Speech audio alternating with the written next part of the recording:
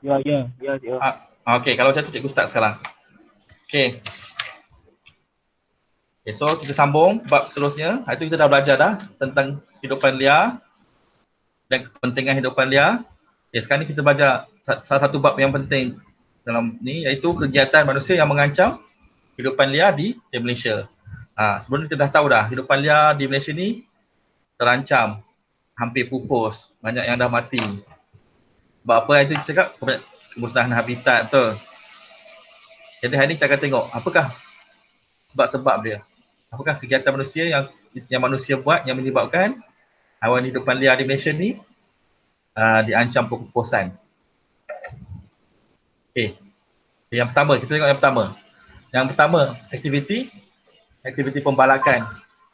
Ingat, aktiviti pembalakan ni adalah salah satu faktor terpenting yang menyumbang kepada kemusnahan habitat kehidupan liar. Okey. Pembalakan ni maksudnya apa?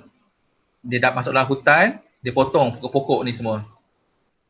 Jadi, haiwan-haiwan yang hidup dalam hutan ni tak ada tempat. Sebabnya hutan telah ditebang.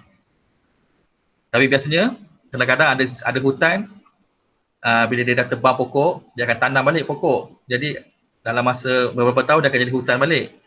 Tapi kebiasaannya, hutan-hutan yang telah ditebang oleh aktiviti pembalakan ni, dia akan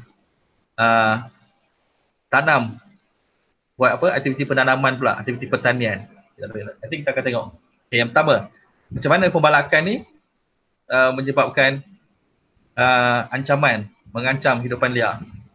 Okay, yang pertama, yang paling penting adalah kemusnahan habitat flora dan fauna. Itu yang memang penting, nombor satu. Bila pembalakan berlaku, dia memusnahkan habitat. Haiwan-haiwan tak ada tempat untuk hidup.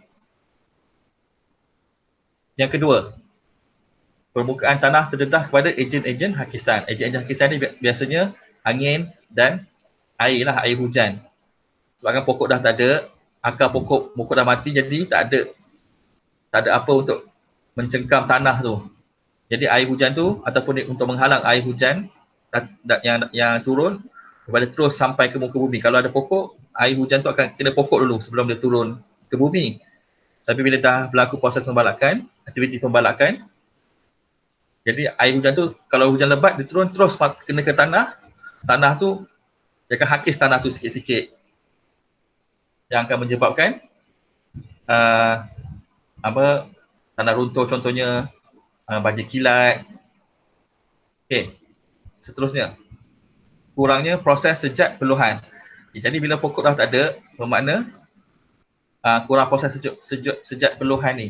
Jadi kawasan tu akan jadi panas, mengganggu hujan, dia dah tak ada hujan, jadi kawasan biasa, kalau kawasan tu memang dia pembalakan tu luas, dia akan kawasan tu jadi panas. Okay, yang seterusnya, peningkatan karbon dioksida di atmosfera yang turut meningkatkan suhu bumi. Ini salah satu sebab global warming lah, pemanasan global.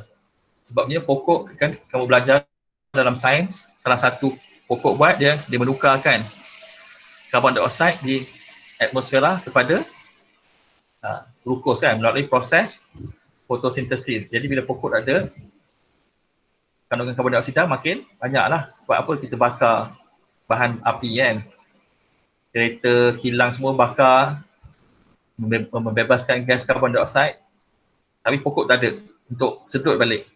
Sebab tu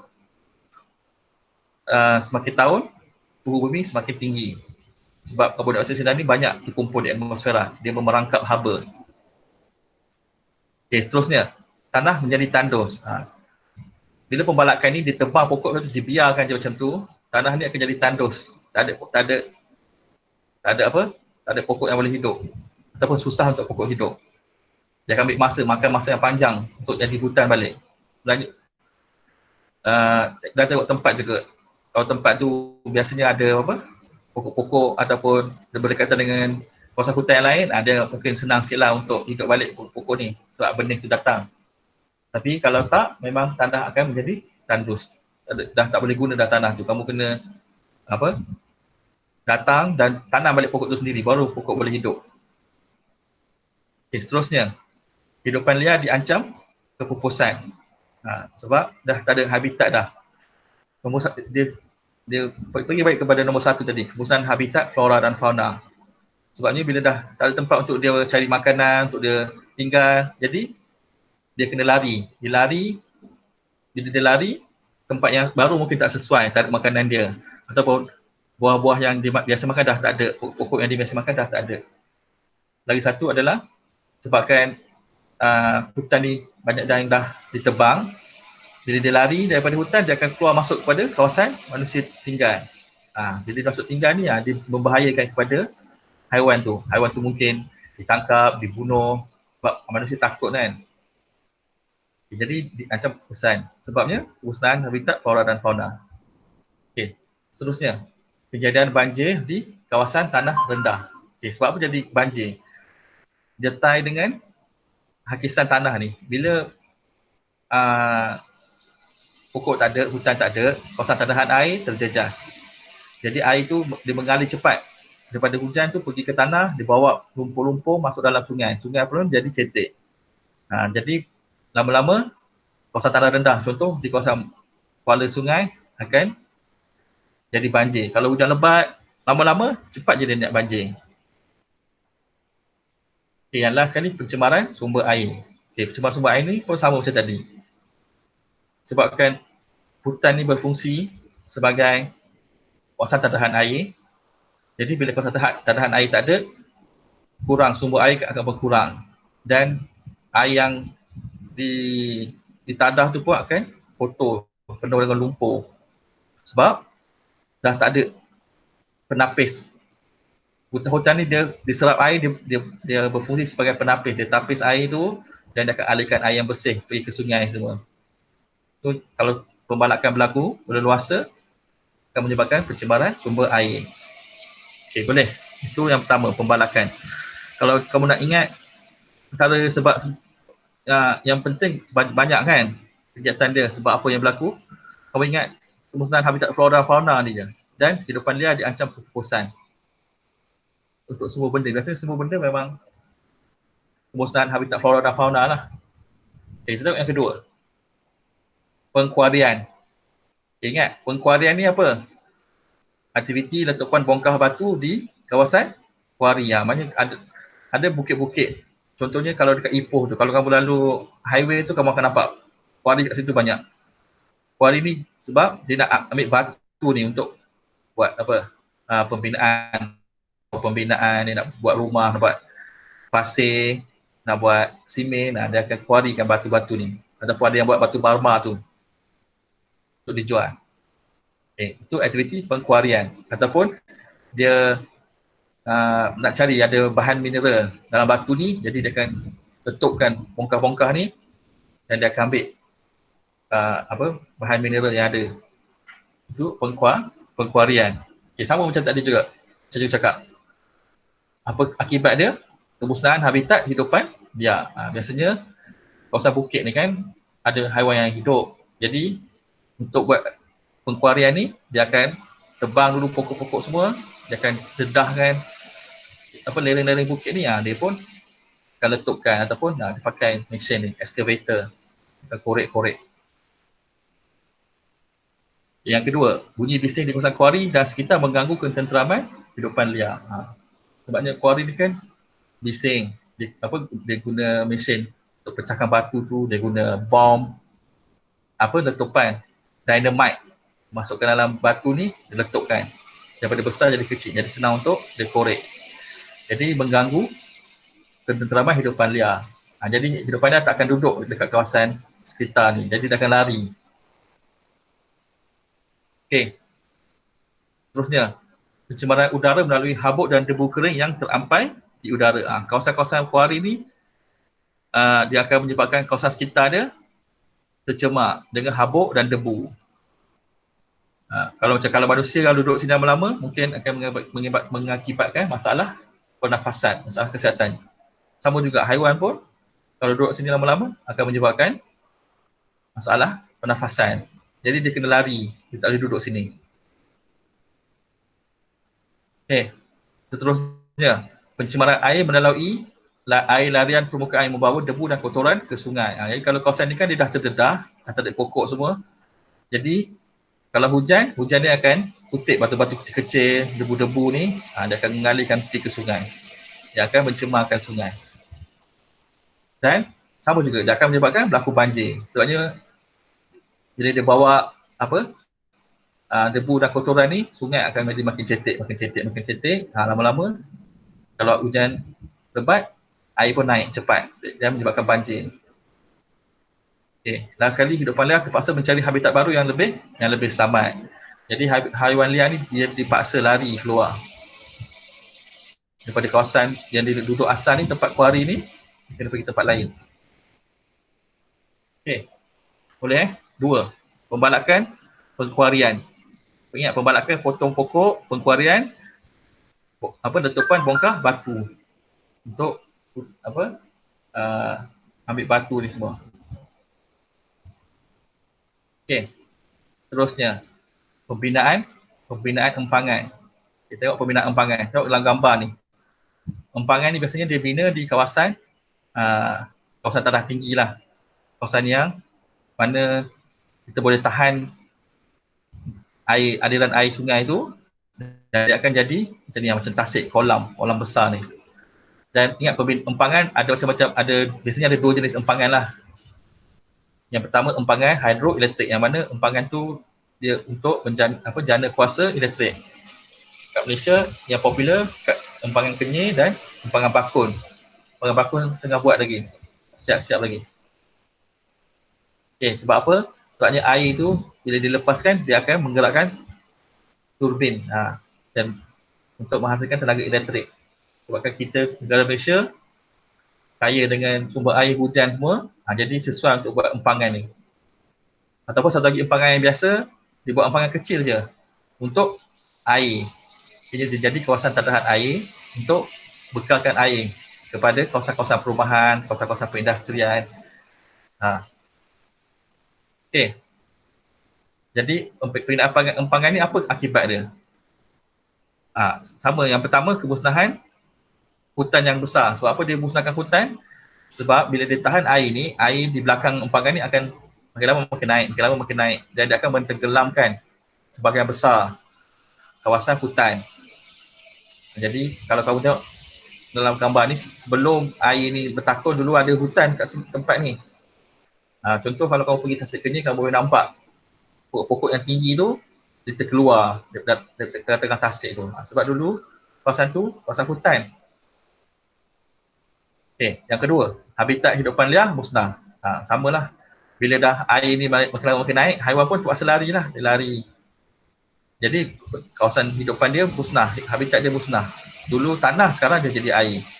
Mungkin tak bagus untuk haiwan-haiwan darat, tapi untuk haiwan air macam ikan semua, ikan untung lah.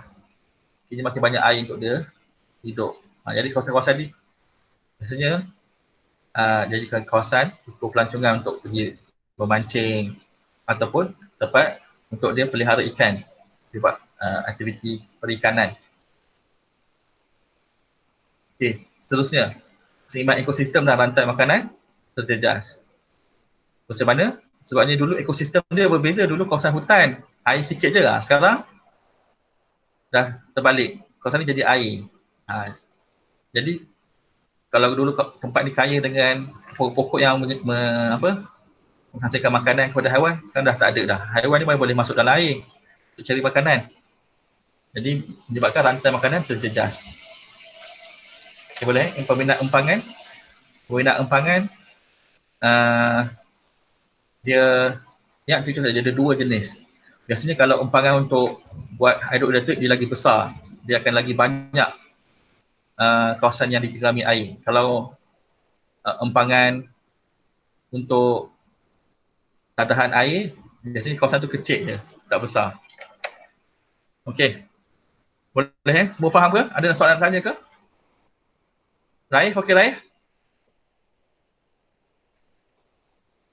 Ya, okey cikgu, okey. Yang lain semua pun okey? Dengar Cikgu. Yes. So, empangan dia pandang darat budaya cikgu. Betul? pandang darat budaya. Betul. Sebabnya umpangan biasanya dia dibuat di kawasan tanah tinggi. Cikgu tak ingat dah apa bentuk dia, nanti kamu check. Satu lagi benteng lain, umpangan lain. Benteng dekat tepi laut, tepi paya. Tapi bagus, betul. Kalau kuari pun pandang darat budaya juga. Tapi tak ada lah, kuari mesti kilang lah, dia akan buat kilang. Okey, bagus Ryan. Ada lagi soalan nak tanya? Teacher, is it the kawasan quarry dia macam construction ada, is it? Yes, macam construction lah, tapi tempat tu dia hanya korek je, dia korek batu-batu ni je. Jadi batu-batu ni biasanya dia akan guna batu ni dia hantar ke tempat-tempat yang pembinaan tu, construction site, ataupun dekat dengan kuari ni dia bina kilang buat simen semua. Banyak daripada kuari ni dia terus masukkan ke dalam kilang, dia buat simen. Okey, ada lagi soalan? Tak ada Cikgu, Yes. kuari ni boleh menyebabkan tanah runtuh tak? Boleh. Biasanya kuari jarang tanah runtuh. Sebab apa? Ingat, ini batu bukan tanah. Oh. Tapi boleh juga. Tapi jarang lah. Sebab ini semua batu kalau kamu tengok dalam gambar tu. Ini batu. Batu kan susah nak runtuh. Melainkan adalah sikit-sikit yang kawasan atas kan, yang tanah tu. Tapi biasanya dia akan korek tanah tu semua, buang tanah, dan dia akan expose batu ni. Batu-batu besar ni, itu yang dia akan korek, dia akan letupkan. Jadi jaranglah berlaku tanah runtuh di kawasan kuari. Sebab ini semua batu. Boleh Faham je. Okey, bagus. Ingat, batu ini batu. Kuari ni letupan batu. Kalau apa, mine dalam bahasa Melayu apa? Mine. Yang digali macam apa? Emas semua tu. Perlombongan. Kalau lombong lain. Boleh? Kuari lain. Kuari batu saja. Kalau lombong lain. Lombong macam lombong Jitimah ada air semua kan, dia akan korek tanah. Bezakan dua tu. Kalau kamu jawab kuarian pun betul, kalau kamu jawab perlombongan pun betul. Tapi kalau kuari bermaksud bongkar batu. Okey, seterusnya. Boleh soalan lagi nak tanya? Ada Okey. Kalau macam tu cikgu masuk. Seterusnya. Kegiatan pertanian. Ini pun salah satu penyebab utama kepada kemusnahan ni yang memberi kesan. Sebab apa kan, kita tahu Malaysia negara yang sangat sesuai, iklim dia sangat sesuai untuk buat aktiviti pertanian. Jadi nak buat aktiviti pertanian ni, benda-benda lain kena buat dulu.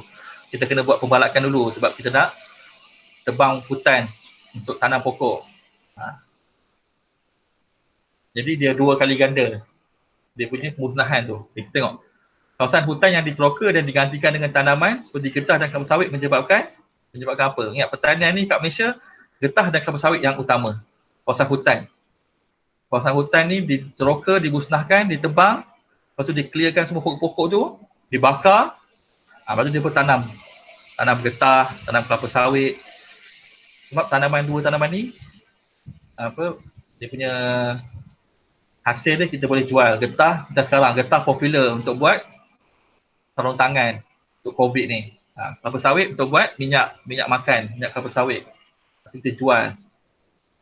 Jadi untuk buat benda ni kita kena tebang pokok. Jadi yang pertama apa? Apa kesan dia? Landscape asal berubah. Jadi kalau dulu kawasan ni kawasan hutan, sekarang dah clear dah ditebang pokok semua, tanam pokok baru nampak ni dalam barisan ni. Ataupun dulu kawasan ni mungkin kawasan yang berbukit-bukit, lepas tu dia ratakan supaya senang untuk tanam. Okey. Yang kedua, rantai makanan dalam ekosistem terganggu. Sebabnya dulu kawasan ni hutan, macam-macam pokok ada. Pokok buah, pokok renek yang haiwan-haiwan kecil makan. Tapi bila dah ditebang semua, dikliarkan, tak ada makanan. Jadi haiwan-haiwan tu lari. Nampak tak? Bila habitat dia musnah, makanan dia tak ada, jadi rantai makanan terganggulah, ekosistem terganggu. Melainkan haiwan-haiwan tu boleh makan kelapa sawit semua lain lah. Tapi getah kelapa sawit memang tak ada haiwan yang makan. Okay, sambung. Kemusnahan habitat hidupan liar. Dulu haiwan ni boleh hidup dalam kawasan hutan, sekarang dah jadi kelapa sawit, tak boleh hidup. Melainkan haiwan-haiwan tertentu sajalah, macam burung masih boleh. Tapi kadang-kadang ada je, kalau kawasan kelapa sawit ni dia berdekatan dengan hutan, maksudnya orang akan jumpalah haiwan-haiwan liar berkeliaran dalam kelapa sawit ni. Okay. Seterusnya, kualiti tanah merosot. Sebab apa kualiti tanah merosot? Kalau dulu kawasan hutan ni kan, bila daun-daun kering semua jatuh ke tanah, dia akan mereput, dia akan membekalkan nutrien pada tanah. So, tanah tu kualiti dia bagus. Tapi bila kamu dah tebang pokok, kamu tanam kelapa sawit, jadi makin lama kualiti tanah tu makin berkurang. Kalau mula-mula masa hutan ni ditebang, memang kamu tanamlah apa pun, memang cepat dia hidup sebab tanah tu berkualiti. Tapi bila dah lama dah 5 tahun, 10 tahun, kamu akan nampak perbezaan dia. Ini pokok pun dah tak berbuah banyak, kena tanam kena letak baja. Sebabnya kualiti tanah merosot. Sebab dah tak ada proses pereputan tu berlaku. Biasanya kalau di tanah kelapa sawit ni dia akan kutip semua daun-daun ni semua, dia akan bakar tempat lain. Dia tak biarkan kat situ. Tapi sekarang dah ada aktiviti tu lah. Yang maknanya dia biarkan pokok tu mereput di bawah pokok tu. Tapi masalah dia, kalau biarkan daun-daun tu mereput, dia akan menyebabkan pokok ni pula tak sihat. Ada kulat yang akan menyebabkan pokok kelapa sawit ni mati. Jadi dia tak buat sangat lah. Okay. Seterusnya, aktiviti pertanian ni menyebabkan apa? Hidupan air terjejas apabila racun serangga dan bahan kimia dibawa oleh air larian permukaan ke sungai. Sebabkan ni kawasan pertanian, maksudnya pokok ni dia akan dibekalkan baja. Dan untuk mengelakkan daripada serangga semua merosakkan tanaman, merosakkan buah kelapa sawit tu, dia akan sembuh racun serangga. Jadi racun serangga ataupun dia akan letak racun tu dekat bawah, kat tanah. Ataupun racun racun kulat dia letak banyak bagi pokok ni hidup. Jadi kalau apabila racun ni semua bahan kimia ni hujan, dia akan bawa bahan kimia ni pergi ke air. Jadi dia akan menyebabkan air sungai tu jadi tidak sihat. Kualiti air tu terjejas sebab ada bila kita kaji air tu, tengok ada kesan-kesan racun serangga dan bahan kimia seperti baja tu semua dalam air tu, menyebabkan air tu jadi kualiti dia kurang. Jadi bahaya kalau minum air tu, menyebabkan masalah kesihatan. Okay, boleh Itu aktiviti pertanian. Aktiviti pertanian antara aktiviti utama jugalah, pertanian, pembalakan. Kena ingat tu. Sebabnya Malaysia ni memang aktiviti pertanian adalah antara aktiviti utama, aktiviti ekonomi utama. Okey, tengok pula seterusnya. Pengangkutan dan perhubungan. Okay, macam mana pengangkutan dan perhubungan ni menjejaskan hidupan liar? Pembinaan jaringan pengangkutan, terutamanya di kawasan tanah tinggi, menyebabkan apa? Okey, penebangan hutan yang luas kan. Kita nak buat jalan ni semua, kena tebang hutan dulu, nak buat highway semua tu kan. Jadi kita tebang hutan tu, kena cari tempat yang sesuai untuk buat jalan, tanah kawasan yang rata. Kalau jumpa kawasan yang tinggi, kita kena pecahkan pula batu-batu tu untuk buat jalan. Jadi menyebabkan kehidupan dia terganggu. Bila dah buat jalan ni, kalau sebelah sini hutan kan, sebelah kiri dan kanan jalan tu hutan, tapi tengah-tengah ada apa? Ada jalan raya. Jadi terganggulah. Haiwan tu tak boleh bergerak bebas. Kalau tempat makanan dia sebelah jalan sebelah sini, dia tak boleh lalu dah. Sebab tu kadang-kadang ada tempat, kalau bukan macam highway plus betul, kalau jalan-jalan raya biasa, kadang-kadang kamu boleh nak jumpa gajah melintas, tapir melintas, sebab itu bukan kawasan hidup, kawasan habitat dia. Jadi dia boleh lintas jalan tu. Kalau dekat lebuh raya Pantai Timur, ada orang jumpa harimau lagi tengah-tengah malam. Harimau nak melintas, dia langgar harimau. Ada dalam berita tahun lepas. Okay. Tapi salah satu cara ni kalau dekat luar negara, apa yang dia buat jejantas untuk haiwan tu cross. Kat sini tak ada lagi. Kat Malaysia tak buat lagi. Tapi di luar negara ada. Maknanya kalau dia buat highway atau apa, dia akan tutup kiri dan kanan jalan tu dia akan buat jambatan supaya haiwan tu boleh melintas. Supaya tak terganggu dia punya habitat dia. Okey. Jadi bila kita buat jalan raya ni, di depan dia pasti cari habitat baru lah. Maknanya dia dah tak boleh cross jalan ni semua, dia kena cari makanan di tempat lain. Contoh saya cakap tadi, ada yang mati dilanggar. Kan, kesian tengok. Kadang-kadang macam apa, harimau kena langgar. Dah lah harimau tak banyak, lepas tu kena langgar pula dengan kereta. Ataupun tapir, ada tapir kena langgar. Sebabnya malam-malam kan, biasanya haiwan-haiwan ni kan dia keluar ataupun dia aktif pada waktu malam. Jadi malam pula orang bawa kereta tak nampak. Bawa kereta laju. Nampak je ni tak sempat nak elak, langgar, mati. Okay. Jadi kena ingat, ada 5 aktiviti utama kegiatan manusia yang mengancam hidupan liar. Pembalakan. Sebab apa? Dia tebang pokok semua, jadi ingat habitat musnah. Dia ancam kukusan, kena lari, kena cari habitat baru. Pengkuarian, semua pun sama. Tapi kalau kuari, bunyi bising sebab punya letupan kan, dan debu kering. Ingat. Empangan, sebab apa? Dulu hutan ditegerami air. Jadi kemusnahan hutan. Kalau pertanian, sama macam pembalakan. Kena tebang pokok dia semua, baru boleh tanam. Kualiti tanah merosot. Kan? Habitat kehidupan liar terganggu. Dah tak ada dah. Dulu hutan boleh hidup dalam hutan, sekarang jadi kelapa sawit tak boleh hidup dah. And last sekali, pengangkutan dan perhubungan. Buat jalan raya. Bukan jalan raya je tau. Buat kereta api ke, lapangan terbang ke, memang dia akan ambil banyak. Tapi yang utama adalah jalan raya lah. Sebab kat Malaysia ni, utama kita guna jalan raya. Kita banyak highway. Jadi bila nak buat highway ni, kita kena letupkan bukit, nak kena tebang pokok. Ada satu highway dekat KL, dekat area Selayang dengan Rawang. Dia tak musnahkan pokok tu sebab itu kawasan hutan simpan. Apa dia buat? Dia buat jambatan tinggi. Kalau kamu lalu situ, kamu boleh pergi. Jambatan tertinggi di Malaysia. Jadi, dia tak tebang pokok tu, dia buat jambatan tinggi. Setiap satu pokok yang ditebang, dia kena kontraktor tu kena bayar berapa puluh ribu dah, cikgu dengar. Supaya dia tak menjejaskan hutan simpan tu. Okay, boleh Itu 5.3. Ada soalan nak tanya ke?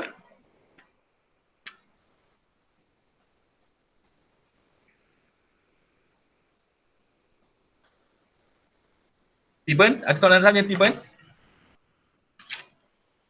Tak ada. Tak ada Okey. Lain ada soalan tanya ke?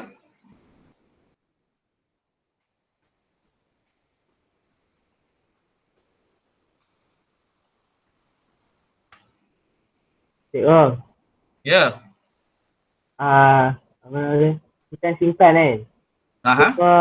Depa guard macam mana? Ke depa biar terbuka lah hutan simpan tu? Macam mana? Ulang balik semula? Hutan simpan depa macam ada security ke tak? Hutan simpan biasanya tak ada security. Dia akan, biasanya kawasan hutan simpan ni dia hanya nyatakan kawasan hutan simpan. Tak ada lah security. Dia tak ada lah letak macam pagar semua. Dia memang dia terbuka je macam biasa. Cuma kawasan tu akan ada rondaan oleh perkhidmatan. Supaya orang tak masuk dalam kawasan tu, tebang pokok, memburu ke. Boleh? Faham Boleh, ke? faham. Biasanya hutan simpan ni dia buat, macam mana cakap kalau kawasan tu besar, dia akan buat beberapa tempat hutan simpan. Mana dia tak nak. Biasanya hutan simpan ni kawasan hulu sungai lah. Supaya dia tak mengganggu kawasan tadahan hujan. Maksudnya kalau satu tengah kawasan tu dia buat hutan simpan, tepi tu dia akan buat pertanian ke apa ke. Dia tak akan buat satu semua kawasan untuk pertanian. Dia akan simpan beberapa kawasan, biasanya tepi sungai lah. Ataupun kawasan hulu sungai. Supaya dia kawasan tadahan air tu tak terganggu. Sebab tu kadang-kadang kalau kamu tengok macam kalau kita dekat Pening ni, area Bukit Gambir ni kawasan hutan simpan kan, dia tak boleh ganggu hutan tu. Sebab itu kawasan tadahan air. Boleh ke?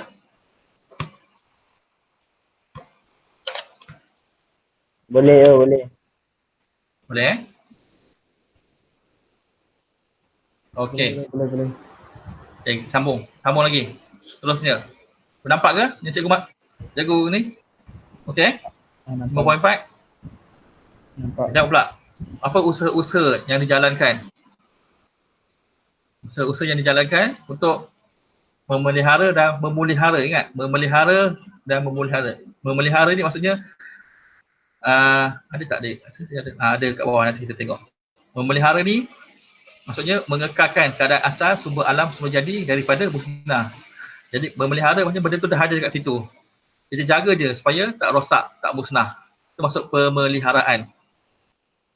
Tapi kalau pemuliharaan maksudnya dia kena memulihkan benda tu dah rosak ataupun dah hampir pupus beralam tu. Jadi kita kena pulihkan dia. Kita kena jadikan, kalau haiwan kita kena bagi dia membiak banyak-banyak. Kalau kawasan hutan kita kena tanam pokok balik.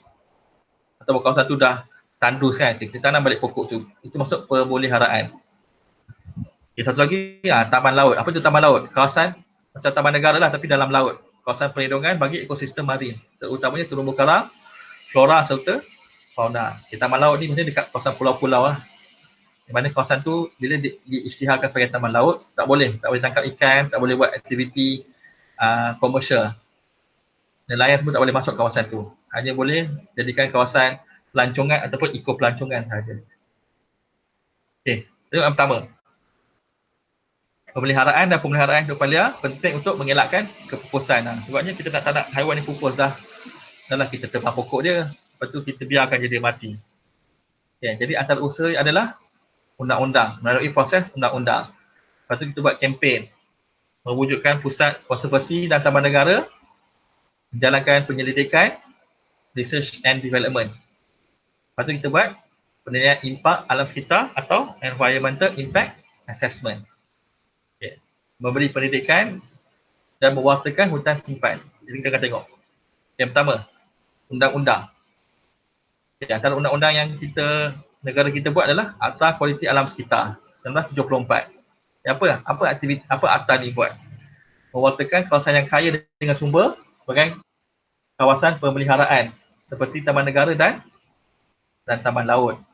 Okay, melalui akta ni kita isytiharkan tempat sebagai taman negara dan taman laut. Okay, jadi bila kita dah isytiharkan taman negara dan taman laut ni, kalau ada orang yang masuk dan buat aktiviti yang diharamkan, dia boleh denda atau penjara yang merosakkan dan mencemarkan alam sekitar. Maknanya kalau kawasan hutan tu dia masuk, dia buang sampah ke, kita boleh hukum dia. Dan dalam akta ni juga Jabatan Alam Sekitar dia akan pantau perkara-perkara yang berkaitan dengan air, kualiti udara, sisa industri, paras kebersihan dan nilai impak alam sekitar. Jadi kalau nak buat aktiviti ekonomi pun dalam had yang dibenarkan. Maknanya tak boleh kotorkan air. Kualiti udara pun tak boleh kotor. Sisa industri tak boleh buang sewenang-wenang je. Kena buang secara betul. Bising tak boleh bising sangat, tak boleh ganggu. Kalau bising sangat letupan, dia mengganggu sekitar.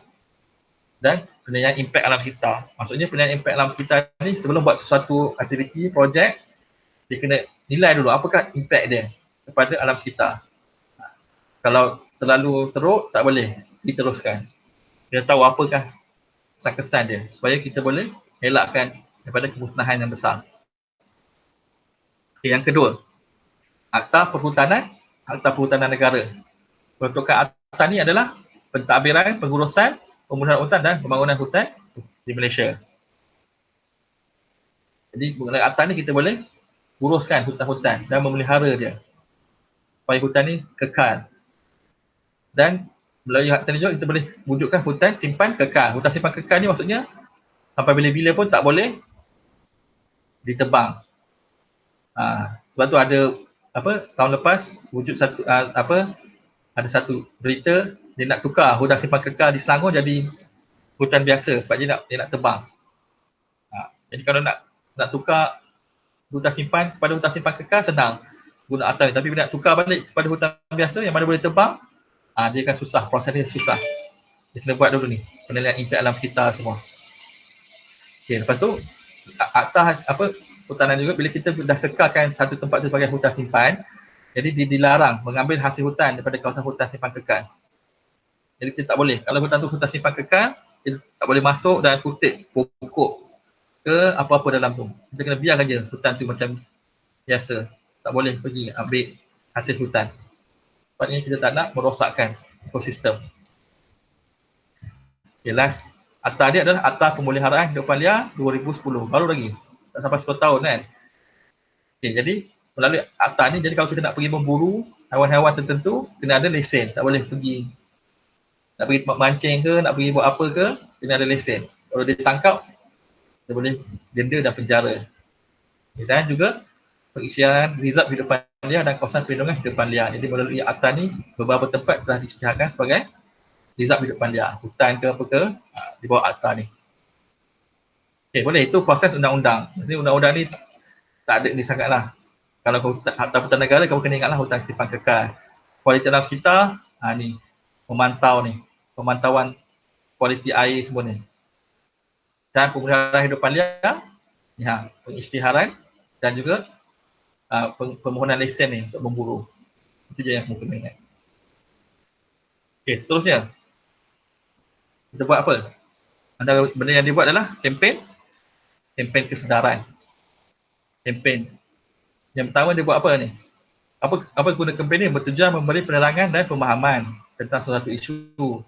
Ada antara satu kempen yang dijalankan, kempen Save the Day.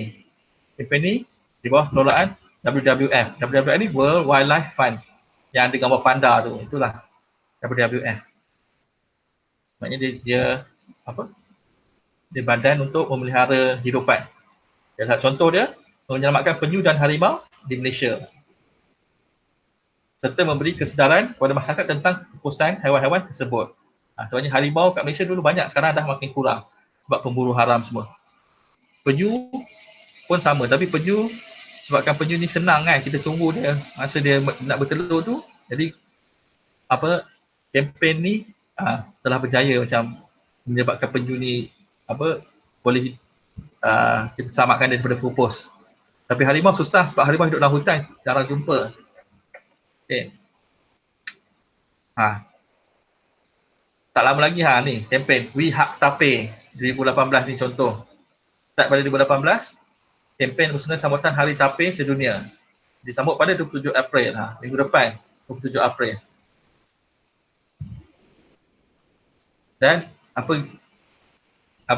kempen ini dijalankan untuk meningkatkan kesedaran bahawa tapir merupakan spesies yang hampir pupus. Tapir ni memang spesies yang terancam, dah banyak yang mati. Jadi kena jaga. Sebab tu dia buat Hari Tapir Sedunia pada tarikh 27 April. Okay. Kempen juga adalah bertujuan untuk menjelaskan jenis spesies tapir, habitat tapir dan mendidik generasi muda akan kepentingan menjaga dan memelihara tapir. Okay, kalau tapir ni ingatlah, We Hak Tapir. Tahu dah pasal tapir lah kan. Tarikh dia 27 April. Okay, seterusnya. Ini antara salah satu yang memang kita selalu nampak. Kempen kurangkan penggunaan beg plastik dan hari tanpa beg plastik. Sekarang ni memang semua tempat dah ada. Kat Penang pun dah ada. Kalau dulu cikgu duduk dekat Selangor, kena bayar. Sekarang pun sama. Boleh kata hampir semua tempat, semua negeri di Malaysia dah buat, dah start buat dah. Ada hari yang memang dia tak bagi pun. Kalau kamu tak bawa beg, tak boleh beli. Kalau kamu boleh beli. Okay. Beg plastik tidak lagi diberikan secara percuma pada pengguna di pasar raya besar, pasar raya, kedai sebenarnya dan premis perniagaan terpilih di seluruh negara pada hari-hari tertentu. Maksudnya ada hari-hari yang diharamkan beg plastik. Tak boleh. Kalau kamu nak beli pun dia tak jual. Jadi kamu kalau beli banyak-banyak barang, kamu kena angkut lah. Guna troli tu, tak dalam kereta. Okey. Kita tengok pula. Terdapat beberapa negeri seperti Selangor dan Melaka yang mempraktikkan hari tanpa beg plastik 7 hari seminggu. Maknanya ada hari, biasanya hari hujung minggu lah. Maknanya kalau kamu datang, kamu kena bawa beg plastik sendiri. Ataupun kena beli beg yang besar tu, bukan beg plastik biasa yang pakai buang tu. Beg for life, yang mana kamu boleh guna selalu. Okey, seterusnya adalah mendidik masyarakat supaya menggunakan beg bersela alam seperti beg biodegradasi. Ini pun sekarang dah banyak dah. Ini saya pada guna plastik beg biasa, ini guna plastik beg biodegradasi. Maksudnya kalau guna beg biodegradasi ni, kalau kita buang pun dia akan boleh terurai dengan sendirinya. Jadi ini adalah salah satu kempen yang memang kita selalu jumpa lah. Kalau kamu pergi beli barang, kamu akan perasan. Okay. Tengok pula. Hari Tenggiling sedunia. Ini salah satu hidupan liar Tenggiling. Hari tu cikgu tanya, kan kita tengok hidupan liar apa yang senarai dalam tu, lepas tu ada kamu, siapa yang sebut? Asmita ke siapa? Tenggiling. Tenggiling ni, Saya. kamu ke Raya? Ya ke? Ke siapa? Tanus? Cikgu saya, cikgu bukan dia. Asmita kan yang sebut Aduh. Tenggiling. Alah, Itulah perasan. Rais. Tenggiling. Ingat Tenggiling. Itulah Rais. Pangolin, dalam bahasa Inggeris Pangolin. Hari Tenggiling Sedunia disambut pada Sabtu ketiga bulan Februari setiap tahun. Itu hari World Pangolin Day. Pangolin ni memang popular sebab dia diancam sebab orang makan daging dia, orang gunakan ni. Sisik-sisik dia ni kononnya katanya ada medicinal property, boleh jadi ubat. Tapi tak ada pun sebenarnya. Sedap pak cikgu. Mana cikgu tahu, mana cikgu pernah makan. Sebab tu sekarang ni orang kata COVID ni pun kemungkinan datang daripada haiwan-haiwan liar macam tenggiling ni lah. Sebab kat China kan, dia makan hidupan liar, maknanya virus tu bergerak daripada satu haiwan kepada haiwan lain sampailah kepada manusia. Sebab tu sekarang pun China dah haramkan dah aktiviti jual beli hidupan liar macam tenggiling ni. Tenggiling ni memang popular lah. Kadang-kadang kalau kamu tengok berita, biasanya dekat Thailand, kadang-kadang dia tangkap pemburu haram. Boleh jumpa berpuluh-puluh ekor, beratus-ratus ekor tenggiling ni. Sebabnya dia nak jual. Memang popular di pasaran gelap. Okay. Apa kegunaan dia? Apa ni? Hari Tenggiling ni kita buat apa? Meningkatkan kesedaran manusia tentang pemeliharaan hidupan liar tersebut. Jadi kita nak didik orang. Tenggiling ni bukan untuk makan. Ini haiwan liar. Biarkan dia hidup. Dan jangan percaya bila orang cakap, bila makan sisik dia ni boleh ubat penyakit-penyakit tertentu. Salah. Tipu je.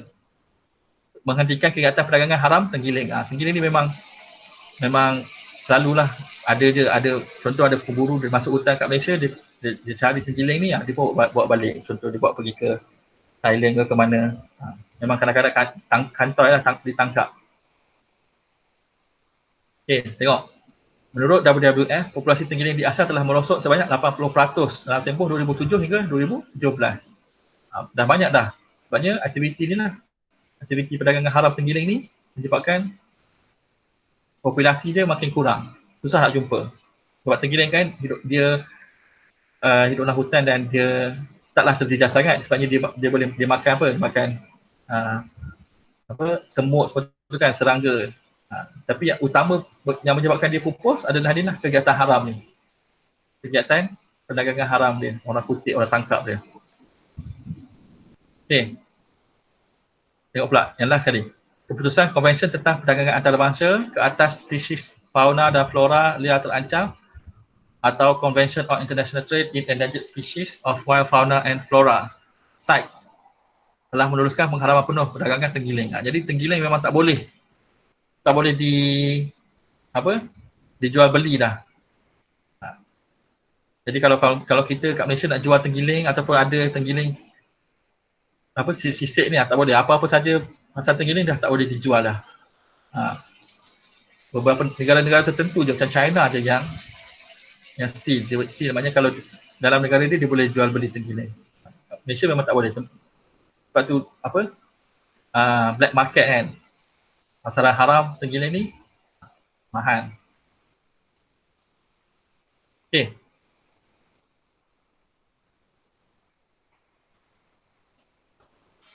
Cikgu rasa kita stop kat situ dah dulu. Okey. Nanti kita masuk yang seterusnya. Kita akan tengok tempat-tempat pusat konservasi yang ada di Malaysia. Kat mana pusat konservasi yang ada di Malaysia ni? Boleh? Hello? Yes? Ada soalan tanya ke tentang kempen ni ke, tentang ATA ni? Sebabnya panjang, pusat konservasi ni panjang, jadi kita minggu depan lah kita masuk. Boleh? Boleh. Boleh kan? Okay. Jadi sebelum kita habiskan kelas, cikgu nak ingatkan kamu jawab soalan latihan yang cikgu bagi tu, latihan geografi 5.1 dan 5.2. Yang dah buat Danish je. Danish, Joshua dah baru buat. Boleh? Boleh.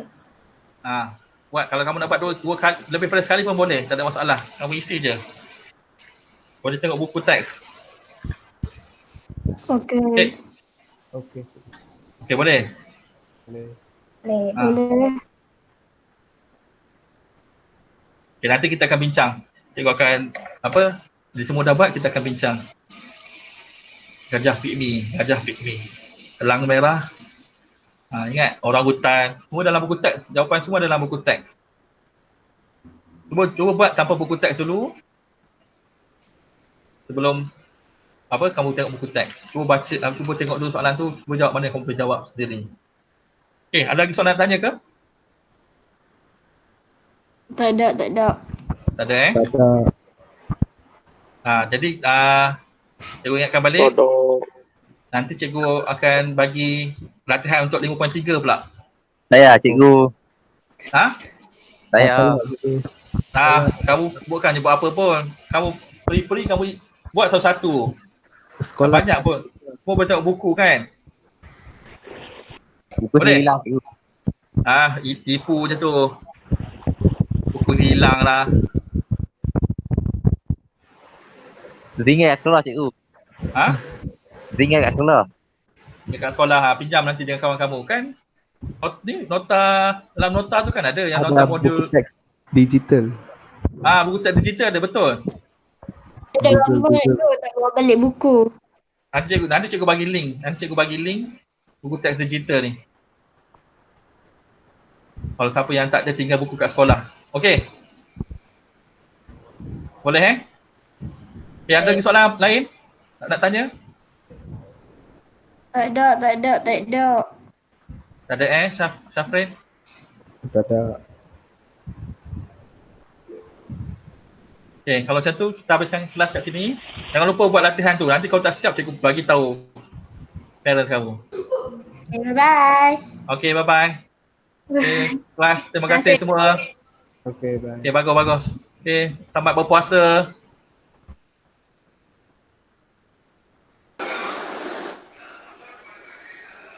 Hey, Okay, bye-bye. hello, Bye. bye bye. Hello. Cikgu, bye-bye. Bye, cikgu. Hello. Bye-bye, Hello. bye-bye.